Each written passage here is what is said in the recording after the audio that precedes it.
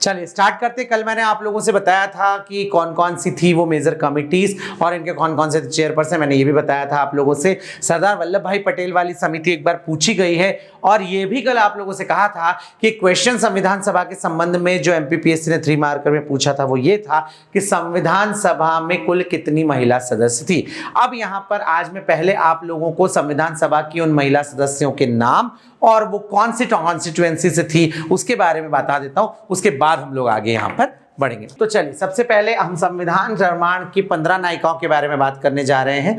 यहां पर आप लोगों को नाम भी नजर आ रहा होगा और सामने उनकी कॉन्स्टिट्यूएंसी कि वो कहां से थी वो भी नजर आ रहा होगा। सबसे पहले सुचेता कृपलानी, ये उत्तर प्रदेश से थी। फिर विजय लक्ष्मी पंडित, उत्तर प्रदेश। पूर्णिमा बैनर्जी, उत्तर प्रदेश। फिर है आपके कमला चौधरी, उत्तर प्रदेश। और बेगम एजाज रसूल, उत्तर प्रदेश। तो सबसे ज्यादा, अगर ऐसा, मैं इसलिए दिखा रहा हूं कि अगर ऐसा कोई क्वेश्चन आपके सामने पूछ लिया जाए कि संविधान सभा में जो महिला सदस्य थी उनमें से सबसे ज्यादा किस प्रदेश से थी, तो वो उत्तर प्रदेश से थी। उसके बाद नाम आता है राजकुमारी अमृत कौर का, मध्य प्रदेश। हालांकि मध्य प्रदेश तब एग्जिस्टेंस में नहीं आया था, तो मध्य भारत वाला जो पोर्शन था, सेंट्रल इंडिया वाला जो पोर्शन था, वहां से थी राजकुमारी अमृत कौर। उसके बाद यहां पर नाम है सरोजनी नायडू, बिहार। हंसा मेहता, बंबई। दुर्गाबाई देशमुख, मद्रास। अम्मू स्वामीनाथन, मद्रास। फिर आता है नाम यहां पर दाक्षायणी वेलायुधन, मद्रास। हमने देखा था Dakshayani Velayudhan one and only Dalit women, है ना। मालती चौधरी, उड़ीसा। रेणुका रॉय, बंगाल।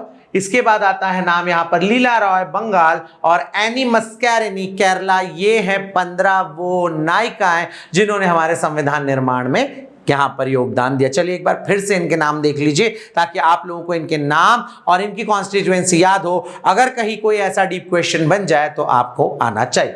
सबसे पहला सुचित्रा कृपलानी, यूपी। विजय लक्ष्मी पंडित, पूर्णिमा बैनर्जी। कमला चौधरी और बेगम एजाज रसूल, ये सारी उत्तर प्रदेश से। राजकुमारी अमृत कौर, सेंट्रल इंडिया से। इसके बाद आता है नाम सरोजनी नायडू, बिहार। हंसा मेहता, बॉम्बे। दुर्गाबाई देशमुख, मद्रास। अम्मू स्वामीनाथन, मद्रास। Then after Dakshayani Velayudhan, Madras. मद्रास से भी 3 है हमने देखा। मालती चौधरी, उड़ीसा। रेणुका रॉय एंड लीला रॉय, बंगाल। और इसके बाद नाम है यहां पर जो आपको देखने का है, वो ध्यान रखने का, वो नाम है आपका एनी मस्कैरिनी, ये है केरला से। ये फैक्ट हम देख चुके हैं। One and only Dalit women who was the part of Indian constituent assembly, वो थी कौन? दाक्षायणी वेलायुधन। ये आपको यहां पर ध्यान होना चाहिए। ठीक बच्चों, तो ये हम लोगों ने बात करी थी। मैंने आप लोगों को ये भी बताया था कि यहां पर आपको जो समितियां थी उसके बारे में भी पता होना चाहिए। यही क्वेश्चन जो आया था, संविधान सभा में कुल कितनी महिला सदस्य थी, तो आपको इसका जवाब पता होना चाहिए कि इंडियन कॉन्स्टिट्यूएंट असेंबली में टोटल 15 वुमेन मेंबर्स थी। हाँ डेफिनेटली विजय लक्ष्मी वो थी जिन्होंने यूएन में एड्रेस किया था। बिल्कुल सही कहा सरिता आपने।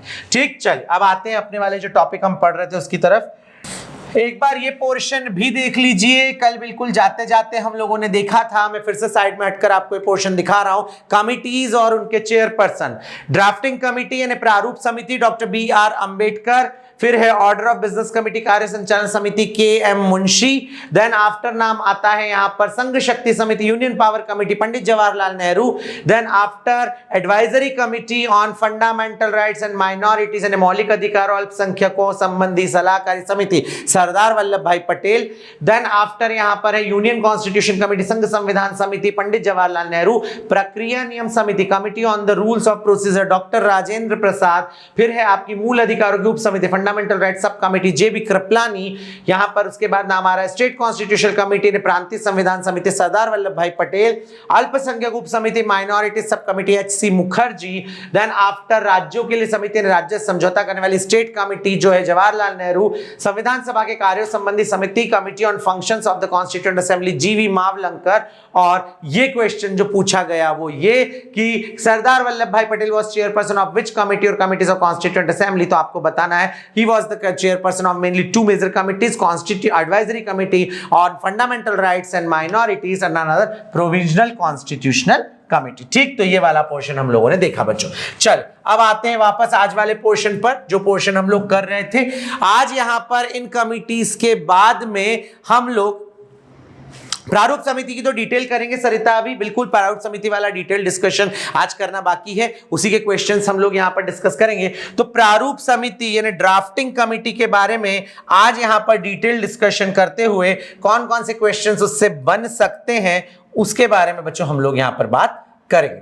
ठीक है ठीक, तो आज यहां पर स्टार्ट करने जा रहे हैं ड्राफ्टिंग कमेटी यानी प्रारूप समिति जो थी संविधान सभा की, which was the most important committee of constituent assembly, उसी से रिलेटेड डिस्कशन। चलिए देखते हैं क्वेश्चन आंसर फॉर्मेट में कैसे बनेंगे क्वेश्चन। फर्स्ट, संविधान सभा की प्रारूप समिति के अध्यक्ष कौन थे?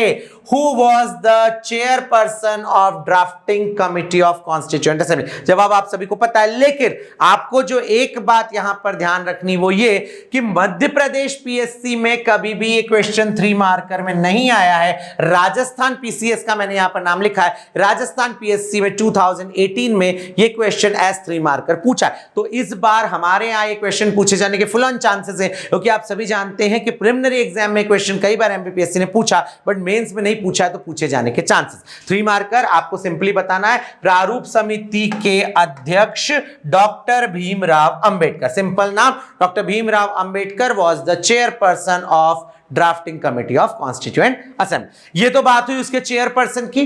अगला क्वेश्चन जो बच्चों यहां पर आप देख सकते हैं वो ये है कि संविधान सभा में प्रारूप समिति का गठन कब किया गया? तो यहां पर ध्यान दीजिए, अगर हम संविधान सभा की ड्राफ्टिंग कमेटी की बात करते हैं तो संविधान सभा में प्रारूप समिति का गठन 29 अगस्त 1947, 29 अगस्त 1947 को किया गया, which is very very important date, आपको ध्यान रखना है। एक्चुअली क्या हुआ था, जो बीएन राव, हम एक क्वेश्चन सॉल्व कर चुके हैं कि ओरिजिनल ड्राफ्ट किसने प्रिपेयर किया, तो हमने देखा था ओरिजिनल ड्राफ्ट जो है बीएन राव ने प्रिपेयर किया था, और बीएन राव के थ्रू जो यहां पर ड्राफ्ट प्रिपेयर किया गया था, बीएन राव के थ्रू प्रिपेयर किए गए उस ड्राफ्ट पर विचार विमर्श करने के लिए जो कमिटीज गठित हुई, और उस ड्राफ्ट में यहां चर्चा करने के लिए प्रारूप समिति का गठन किया गया, जिस प्रारूप समिति का अध्यक्ष बनाया गया डॉक्टर भीमराव अंबेडकर को। और यह प्रारूप समिति कब गठित हुई? यह प्रारूप समिति गठित हुई 29 अगस्त 1947 को। तो ये चीज आपको यहां पर याद रखनी। ठीक, चलिए आगे बढ़ते हैं। नेक्स्ट क्वेश्चन आपके सामने जो है यहां पर, संविधान सभा के द्वारा संविधान निर्माण के लिए कुल कितना समय लिया? The very very important question, और एक कोइंसिडेंसली ये क्वेश्चन भी अभी तक हमारे यहां पर एमपीपीएससी ने मेंस एग्जामिनेशन में नहीं पूछा, जबकि प्री में क्वेश्चन कई बार आ चुका है। तो ये क्वेश्चन भी 3 मार्कर के लिए मोस्ट एक्सपेक्टेड क्वेश्चन है कि constituent assembly took how much time for making of Indian constitution, and the right answer is 2 years 11 months and 18 days। आपको एज इट इज याद होना चाहिए, और डेफिनेटली मेंस की क्लास है तो यहां पर बच्चों को ये एज इट इज याद होगा। 2 साल 11 महीने और 18 दिन का समय लिया संविधान सभा ने हमारे संविधान का निर्माण करने में। ठीक, क्लियर हो गया होगा आपको। चलिए आते हैं नेक्स्ट क्वेश्चन की तरफ। नेक्स्ट क्वेश्चन देखिए बच्चों, संविधान सभा की प्रारूप समिति में कुल कितने सदस्य थे? यहां पर ये क्वेश्चन है कि in drafting committee of Indian constituent assembly how many members were there? तो आपको यहां पर जवाब देना है, अध्यक्ष सहित कुल 7 सदस्य थे प्रारूप समिति में। In drafting committee of constituent assembly there were total 7 members including chairperson. मतलब इनमें से 1 जो था वो चेयरपर्सन था, प्लस 6 जो थे वो मेंबर्स थे। ये बात आपको यहां पर याद रखनी। तो ड्राफ्टिंग कमेटी के बारे में बात करी हमने देखा ड्राफ्टिंग कमेटी का चेयरपर्सन कौन था। ड्राफ्टिंग कमेटी का चेयरपर्सन जो है, ड्राफ्टिंग कमेटी का चेयरपर्सन थे डॉक्टर भीमराव अंबेडकर। हमने यहां पर देखा ड्राफ्टिंग कमेटी में भीमराव अंबेडकर के अलावा कितने मेंबर्स थे? हमने कहा ड्राफ्टिंग कमेटी में भीमराव अंबेडकर के अलावा 6 अदर मेंबर्स थे। यहां पर यह और बात होनी चाहिए कि ड्राफ्टिंग कमेटी जो है, ड्राफ्टिंग कमेटी को सेटअप कब किया? ऑन 29 अगस्त 1947। आगे बढ़ते हैं। अब यहां पर हम लोग जो हैं एक क्वेश्चन और देख रहे हैं कि कॉन्स्टिट्यूएंट असेंबली में टोटल कितनी कमिटीज थी। तो हमने देख लिया कॉन्स्टिट्यूएंट असेंबली में टोटल 22 कमिटीज थी, छोटी बड़ी मिलाकर, जिसमें से 9 मेजर कमिटीज थी और 13 माइनर कमिटीज थी। तो यहां पर आपने बताया कि अगर ऐसा कोई क्वेश्चन आपके सामने आ जाए, how many committees were in constituent assembly, तो आपको सिंपल जवाब देना है, there were total 22 committees in constituent assembly, in which 9 committees were major committees and 13 committees were minor communities. एक ये जवाब दे सकते हैं। अगर आप ऐसे ना चाहें तो ऐसे भी लिख सकते हैं, there were total 22 committees in constituent assembly, out of which drafting committee was the most important committee. दोनों तरीके आपके पास हैं, आप किसी भी तरीके से इस क्वेश्चन को यहां पर लिख सकते हैं। ठीक, चलिए हम यहां पर ड्राफ्टिंग कमेटी के जो मेंबर्स थे उनके नाम भी एक बार देख लेते, तो आप लोगों को वो चीज और आसानी से क्लियर हो जाएगी कि ड्राफ्टिंग कमेटी में चेयरपर्सन तो डॉक्टर भीमराव अंबेडकर थे, लेकिन ड्राफ्टिंग कमेटी के मेंबर्स कौन थे उनके बारे में भी आपको यहां पर थोड़ा पता होना चाहिए। तो चलिए उसी के बारे में देख लेते हैं हम थोड़ा सा यहां पर। ये देखिए ड्राफ्टिंग कमेटी की थोड़ी डिटेल्स देख लीजिए क्योंकि इंपॉर्टेंट है। संविधान सभा के थ्रू यहां पर 29 अगस्त 1947 को कॉन्स्टिट्यूशन में प्रस्ताव पारित करके ड्राफ्टिंग कमेटी को गठित किया गया, जिसका अध्यक्ष बनाया डॉक्टर भीमराव अंबेडकर को। यही बातें हमने कही है। सबसे पहली बार ड्राफ्टिंग कमेटी कब सेटअप हुई, मैंने आपसे बताया on 29 August 1947। Who was the chairperson of drafting committee, हमने कहा doctor Bhimrao Ambedkar was the chairperson of drafting committee. ये बात हमने देखी। इसके बाद आगे बढ़ते हैं। अब यहां पर देखते हैं कि यही क्वेश्चन जो आया था आरजेएस में, कौन था उसका चेयरपर्सन। चलिए आगे देखिए, संविधान सभा में प्रारूप समिति का गठन कब किया गया, ये क्वेश्चन भी हमने करा। अब बात करते हैं प्रारूप समिति के जो मेंबर्स थे उनके बारे में। There were total 7 members including chairperson drafting committee, ये हमने देखा। और वो कौन कौन थे उनके नाम आपको पता नहीं। सबसे पहला डॉक्टर भीमराव अंबेडकर जो कि चेयरपर्सन थे, उसके बाद के नाम आपको यहां पर पता होना जरूरी है। एक है एन गोपाल स्वामी अयंगर, फिर है Alladi Krishna Swamy Iyer, then after Kanhaiyalal Maneklal Munshi, then Syed Mohammad Saadulla and Madhav Rao on the place of BL Mitra. Initially BL Mitra जो थे वो यहां पर थे मेंबर ड्राफ्टिंग कमेटी के, लेकिन बीएल मित्र ने हेल्थ रीजंस के कारण वो पद छोड़ दिया और उनके प्लेस पर एन माधव राव को मेंबर बनाया गया ड्राफ्टिंग कमेटी का। And another DP Khaitan, but 1948 में डीपी खेतान की डेथ हो गई और इसके बाद टीटी कृष्णमाचारी को यहां पर मेंबर बनाया गया, किसका, ड्राफ्टिंग कमेटी का। ठीक बच्चों, तो यहां पर ये चीज हमने जो देखी वो यही है। आपको ये बात पता होनी चाहिए कि ड्राफ्टिंग कमेटी जो थी उसमें चेयरपर्सन डॉक्टर भीमराव अंबेडकर थे और उसके अलावा मेंबर्स कौन कौन थे। अब देखिए, जब भी आप कॉन्स्टिट्यूएंट असेंबली के क्रिटिसाइज करेंगे या ड्राफ्टिंग कमेटी के बारे में बात करेंगे तो वहां पर आपको एक चीज बता दूं, वहां पर ऐसा भी पूछा जाता है कि ड्राफ्टिंग कमेटी में कांग्रेस की बहुत मेजॉरिटी थी, कांग्रेस के कितने पर्सन थे। तो बहुत ध्यान से समझिएगा, हम इस क्रिटिसिज्म को इस आधार पर खारिज कर सकते हैं कि ड्राफ्टिंग कमेटी में इनिशियली केवल एक ही कांग्रेस का पर्सन था और वो था के एम मुंशी, यानी Kanhaiyalal Maneklal Munshi. Initially there was only one person who belong from Congress party, he was a member of constituent assemblies drafting committee and he was K M Munshi. बात समझ में आई आपको? के एम मुंशी यानी कन्हैयालाल माणिकलाल मुंशी जो थे वो एकमात्र कांग्रेसी थे, बट बाद में इसमें एक पर्सन और जुड़ गए और वो हुआ 1948 में, जब डीपी खेतान की डेथ हो गई। तो डीपी खेतान की डेथ होने के बाद में यहां पर टीटी कृष्णमाचारी को मेंबर बनाया और टीटी कृष्णमाचारी जो थे वो भी एक पर्सन थे जो कि यहां पर कांग्रेसी हुए। तो यहां पर ड्राफ्टिंग कमेटी में इंक्लूडिंग चेयरपर्सन 7 पर्संस थे, जिसमें से आपको पता होना चाहिए इनिशियली 1947 29 अगस्त 1947 को जब ड्राफ्टिंग कमेटी सेटअप हुई तो उसमें केवल एक ही कांग्रेसी पर्सन था और वो थे कन्हैयालाल माणिकलाल मुंशी। 1948 में on the place of DP Khaitan when TT Krishnamachari was appointed as a member of drafting committee, उसके बाद में यहां पर 2 पर्संस हो गए जो कि कांग्रेसी थे। चलिए एक सवाल का जवाब दीजिए आप लोग मेरे, आप लोग बहुत पूछते हैं, मैं पूछता हूं, ये बताइए कॉन्स्टिट्यूएंट असेंबली के लिए डॉक्टर भीमराव अंबेडकर का इलेक्शन किस प्लेस से हुआ था? कॉन्स्टिट्यूएंट असेंबली के लिए डॉक्टर भीमराव अंबेडकर का इलेक्शन किस place, I am asking about place. सब लोग वेस्ट बंगाल बोल रहे हैं। प्रशांत आपने यहां पर महाराष्ट्र कहा, ऐसा क्यों? आशीष आपने भी महाराष्ट्र कहा। अब कुछ बच्चे यहां पर पर्टिकुलर बॉम्बे कह रहे हैं, जरा मुझे कोई क्लियर करेगा ये सब क्या है? प्रशांत तिवारी बताइए, आपने महाराष्ट्र का जवाब दिया सबसे पहले, क्यों? आपके इसका आंसर का रीजन क्या है?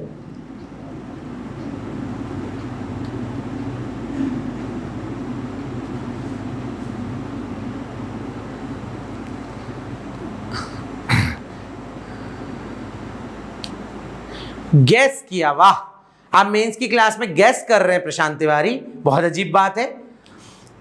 बिल्कुल, आशीष ने जो जवाब दिया वो एब्सोल्युटली राइट है। इनिशियली बंगाल से ही इलेक्ट हुए थे डॉक्टर भीमराव अंबेडकर, बट 1947 के इंडियन इंडिपेंडेंस एक्ट के थ्रू जब यहां पर भारत और पाकिस्तान अलग अलग हो गए तो बंगाल का वो हिस्सा जहां से डॉक्टर भीमराव अंबेडकर इलेक्ट हुए थे वो हिस्सा चला गया कहां पर, पाकिस्तान में। इसलिए री इलेक्शन हुआ डॉक्टर भीमराव अंबेडकर का और डॉक्टर भीमराव अंबेडकर बॉम्बे से यहां पर री इलेक्ट हुए। तो अगर कोई ऐसा क्वेश्चन पूछ लिया जाए तो आपको पता होना चाहिए, again I am repeating, Bengal से ही इनिशियली डॉक्टर भीमराव अंबेडकर का इलेक्शन हुआ, लेकिन बंगाल का वो जो हिस्सा था वो यहां पर कहां चला गया, पाकिस्तान में चला गया। बाद में ये री इलेक्ट हुए बॉम्बे कॉन्स्टिट्यूएंसी। बात समझ में आई? तो ये चीज आपको जरा यहां पर ध्यान रखनी चाहिए। चलिए एक टॉपिक और देख लीजिए, चूंकि हम लोग डिस्कशन कर रहे हैं ड्राफ्टिंग कमेटी की, तो ड्राफ्टिंग कमेटी का इंपॉर्टेंस भी आपको पता होना चाहिए। हालांकि मेंस वाले पोर्शन में इसको डिस्कस करूंगा, लेकिन एक बार जरा यहां पर देख लीजिए।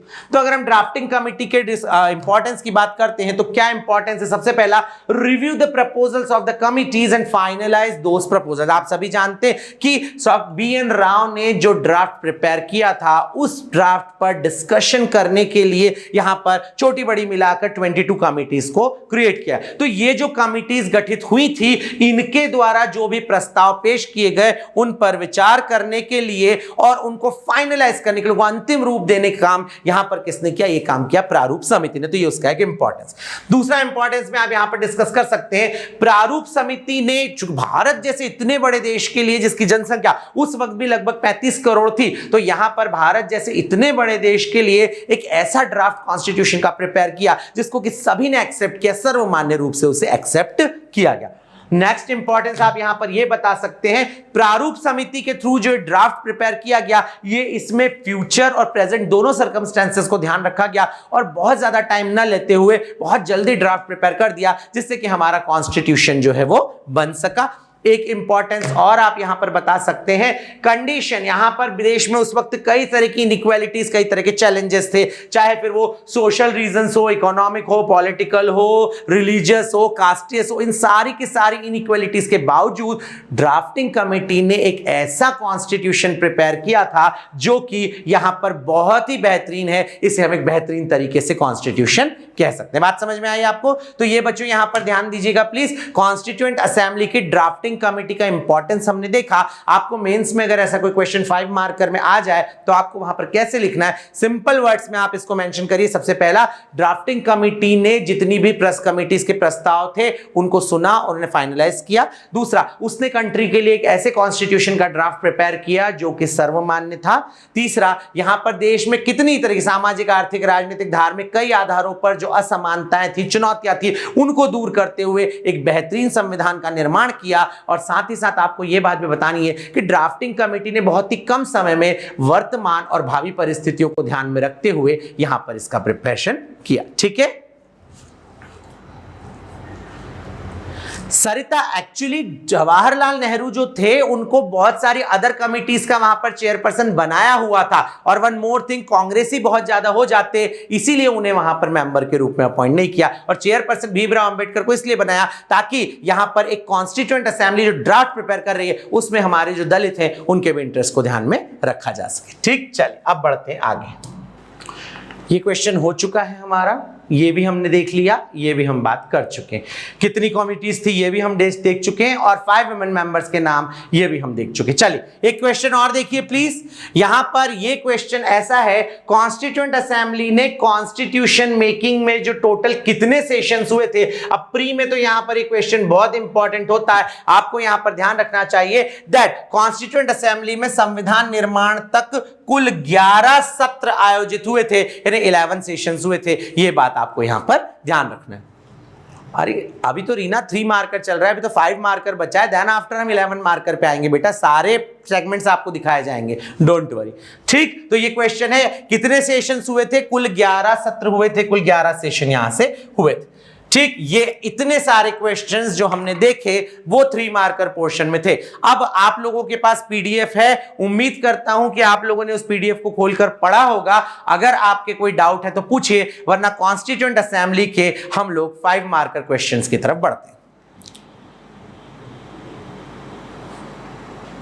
24 जनवरी 1949 नहीं 1950 होगा सरिता, वो उसको यहां पर काउंट करते हैं कि नहीं। अब देखिए कई जगह 12 सेशंस में उसको काउंट कर लेते और कई जगह नहीं करते। तो 24 जनवरी 1950 which when last meeting of constituent assembly was held, वही क्वेश्चन आपका हो रहा चाहिए।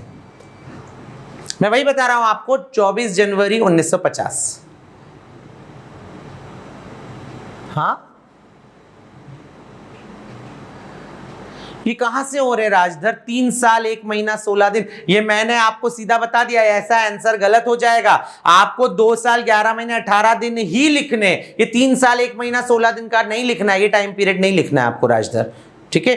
2 years 11 month 18 days वही है इस क्वेश्चन का आंसर, कहीं पर भी 3 years 1 month 60 days का आंसर करेक्ट नहीं होगा, ठीक है। और कोई किसी का कोई डाउट यहां पर आ रहा हो तो पूछ लीजिए प्लीज।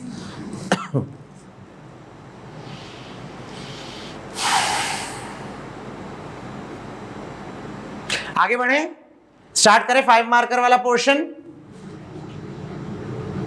चल अब हम बात करने जा रहे हैं 5 मार्कर इन शॉर्ट क्वेश्चंस की। इनका क्राइटेरिया भी आप यहां पर जान लीजिए। 5 मार्कर क्वेश्चंस जो है उनका आंसर आपको 50 वर्ड्स और 5 to 6 लाइंस में देना। अब मैं आपको एक चीज बताऊं, अब जो पोर्शन हम यहां पर शुरू कर रहे हैं वहां पर हमारे पास लिबर्टी ऑफ एक्सप्रेशन होगा। हम यहां पर अपने शब्दों को चूज कर सकते हैं, अपने अकॉर्डिंग आंसर लिख सकते हैं। और मैंने यहां पर जो क्वेश्चंस आपके सामने लिखे हैं, आपको यहां पर कई बार ये ध्यान रखना है कि उनके आंसर आपको ऐसा लगेगा थोड़े से बड़े, क्योंकि यहां पर अपनी एक्सप्रेशन की फ्रीडम को लेते हुए आप वहां पर कट शॉर्ट कर सकते हैं। ठीक, घटना चक्र के अकॉर्डिंग 12 अधिवेशन, यही मैंने बताया सरिता, कई जगह 12 कई जगह 11 माना गया, लेकिन maximum time 11 is the most appropriate answer, ये बात आपको याद रखनी। ठीक, तो चलिए 5 मार्कर्स देखते हैं। कुछ यहां पर कुछ क्वेश्चंस के आंसर और कुछ की सिनॉप्सिस में आपको दिखाने वाला हूं। चलिए देखिए, पहला क्वेश्चन, संविधान सभा के गठन पर टिप्पणी लिखिए। Right a note on constitution of constituent assembly, संविधान सभा का गठन कैसे हुआ। तो अब अगर ऐसा कोई क्वेश्चन आ जाए तो आप बहुत हद तक कोशिश कीजिए उसे आप उसको पॉइंट वाइज लिखें। जितने भी 5 मार्क का क्वेश्चन है अगर आप उनको पॉइंट वाइज लिखेंगे तो आपकी मार्किंग ज्यादा अच्छी होगी बजाय पैराग्राफ वाइज लिखने की। ऐसी कोशिश कीजिए। मैंने यहां पर लिखा है, हो सकता है आपको कुछ को आंसर बड़ा लगे, लेकिन यह बात तय है एग्जाम हॉल तक जाते जाते इनमें से कई चीजें हमारे माइंड से स्किप होंगी, कुछ एक शायद हमें नहीं याद आ जाए, इसलिए हम थोड़ा सा बड़ा यहां पर आंसर लिखकर चल। याद रखिए, कॉन्स्टिट्यूएंट असेंबली का गठन सबसे पहले आपको बताना, चूंकि गठन पर टिप्पणी पूछिए तो सबसे पहले यह बताना है कॉन्स्टिट्यूएंट असेंबली का जो गठन है वो किस आधार पर हुआ। आपको बताना है कॉन्स्टिट्यूएंट असेंबली का गठन कैबिनेट मिशन के प्रस्ताव के आधार पर 1946 में हुआ। हम बात कर चुके हैं 24 मार्च 1946 कैबिनेट मिशन इंडिया आया और उस कैबिनेट मिशन के प्रपोजल्स के बेसिस पर ही इंडिया में क्या हुआ, कॉन्स्टिट्यूएंट असेंबली को गठित किया गया। ठीक, इसके बाद आप यहां पर बताइए इलेक्शन के बारे में। हमने ये देखा था टोटल 389 मेंबर्स थे, हमने ये भी बात करी। इन 389 मेंबर्स में से 292 ब्रिटिश इंडिया से थे, यानी कि आपके जो प्रोविंशियल असेंबलीज है उनसे थे। फिर आपके 93 जो थे वो प्रिंसली स्टेट से थे और 4 जो थे वो कमिश्नरी एरिया से थे। ये डिस्कशन भी हम कर चुके हैं, ये टॉपिक भी आपको यहां पर इसे मेंशन करना होगा। ठीक, नेक्स्ट आपको यहां पर बताना है कॉन्स्टिट्यूएंट असेंबली में टोटल 15 मेंबर्स थे। ये देखिए 5 मार्कर में नया कुछ नहीं है, 5 मार्कर में वही चीजें जिन्हें हमने 3 मार्कर्स में सॉल्व कर लिया। तो यहां पर 15 वुमेन मेंबर्स थी, ये भी आप मेंशन कर सकते हैं। फिर इसके बाद है यहां पर आपको ध्यान रखना है इनका इलेक्शन कैसे। अब जरा ये पोर्शन देखिए, इस पोर्शन को हमने पहले डिस्कस नहीं किया था, इसलिए इसको हम यहां पर डिस्कस करें। संविधान सभा के जो सदस्य थे उनमें प्रांतीय विधानसभा के सदस्यों का निर्वाचन, मतलब हम बात कर रहे हैं ब्रिटिश इंडिया के मेंबर्स की। ये जो ब्रिटिश इंडिया के मेंबर्स थे, इन ब्रिटिश इंडिया का जो मेंबर्स का इलेक्शन हुआ था वो अप्रत्यक्ष रूप से यानी कि इनडायरेक्टली हुआ था।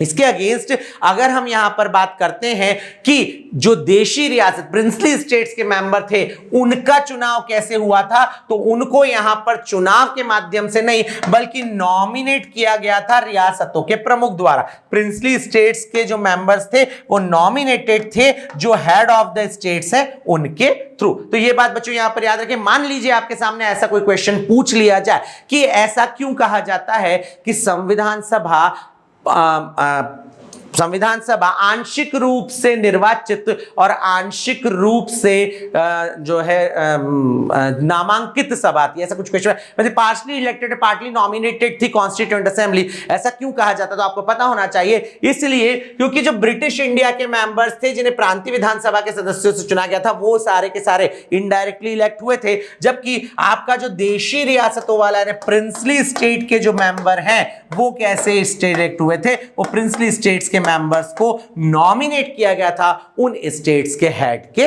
थ्रू। तो ये चीज आपको यहां पर ध्यान रखनी। चलिए आगे इस वाले क्वेश्चन में आप मेंशन कीजिए कि बस इतने पे आपका गठन कंप्लीट हो जाएगा। उन्होंने केवल गठन के बारे में क्वेश्चन पूछा है, 3-4 बातें आपको बतानी है। जब आप लिख के देखेंगे तो आपका थोड़ा सा वर्ड्स ऊपर नीचे जाएंगे, आपका आंसर सफिशिएंट है। यहां पर आपको कॉन्स्टिट्यूएंट असेंबली का गठन पूछा है, सबसे पहले कैबिनेट मिशन को मेंशन करिए, उसके बाद कॉन्स्टिट्यूएंट असेंबली में कितने मेंबर्स थे, कहां से कितने थे वो बताइए, फीमेल मेंबर्स का नाम बताइए, और साथ ही साथ ये बताइए कि ये मेंबर्स जो थे वो कैसे चुने गए। यहां पे कंक्लूजन आपको खुद को लिखना होगा, इसलिए कंक्लूजन आप खुद लिखिए कि अतः मेरे द्वारा, या अतः आपने जो कुछ पढ़ा, अतः संविधान सभा एक आंशिक रूप से निर्वाचित आंशिक रूप से नामांकित सदस्यों की सभा थी, या जो कुछ भी आप चाहें वहां पर उसे मेंशन कर सकते हैं। ठीक,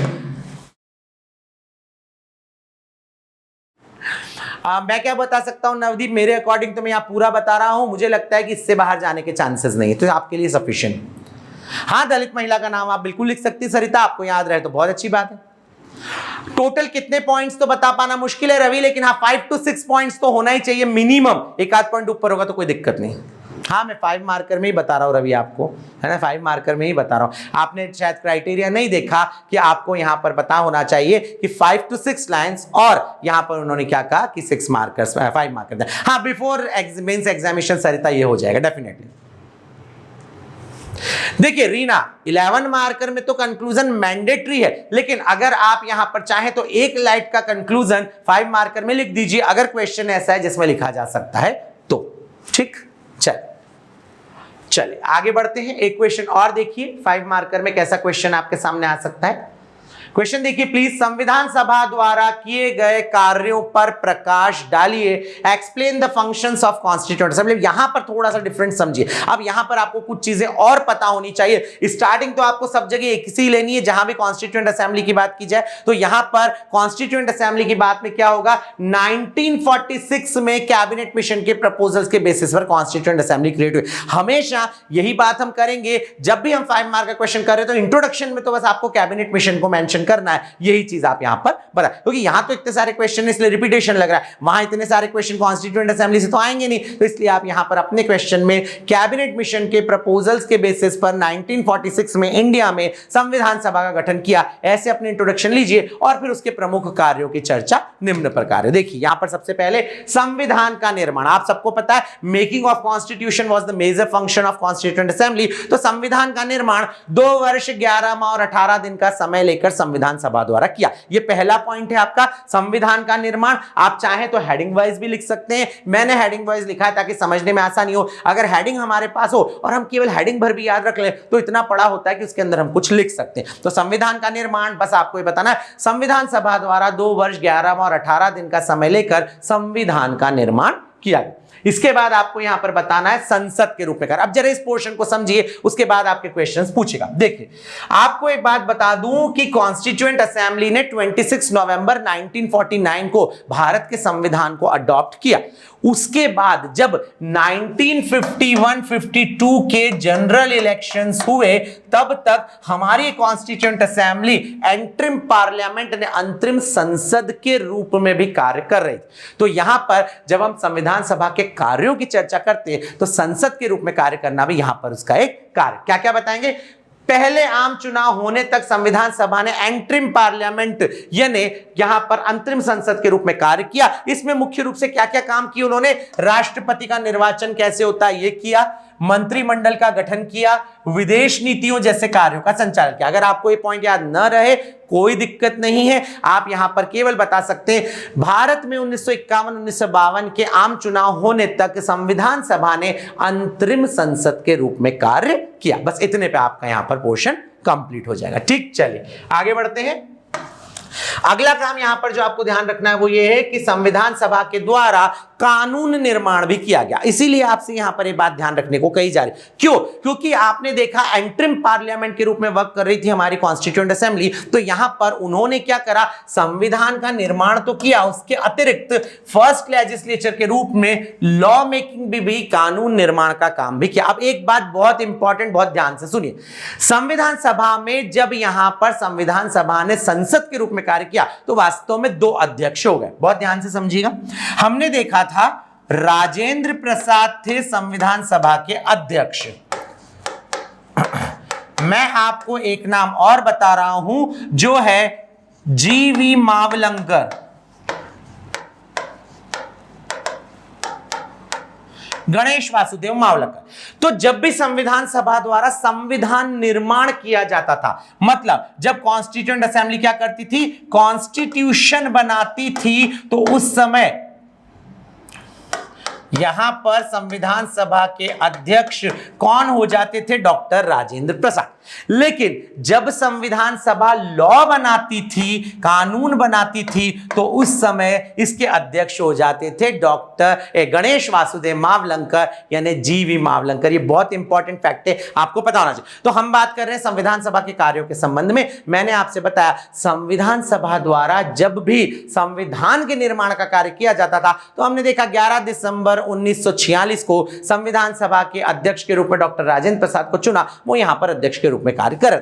लेकिन जब भी कभी संविधान सभा अंतरिम संसद बन गई और उसके बाद वो यहां पर जब भी कानून निर्माण का कार्य करती थी, तो यहां पर उसके अध्यक्ष के रूप में गणेश वासुदेव मावलंकर कार्य करते थे। ये बात भी आपको यहां पर याद रखनी। ये 3 फंक्शन, इसके अलावा अगर आपको याद रहे तो कुछ अन्य कार्यों की भी चर्चा कर सकते हैं, जिसमें आपको पता होना चाहिए संविधान सभा ने राष्ट्रगीत और राष्ट्रगान को अडॉप्ट किया, इंडिया के फर्स्ट प्रेसिडेंट को इलेक्ट किया, नेशनल फ्लैग को अडॉप्ट किया। ये सारे के सारे काम भी कॉन्स्टिट्यूएंट असेंबली ने किए। चलिए फटाफट से मुझे रिप्लाई करिए, नेशनल सॉन्ग, नेशनल एंथम को कौन सी डेट को अडॉप्ट किया था? संविधान सभा ने राष्ट्रगीत और राष्ट्रगान को किस तिथि को अंगीकृत किया? फटाफट जवाब दीजिए सभी।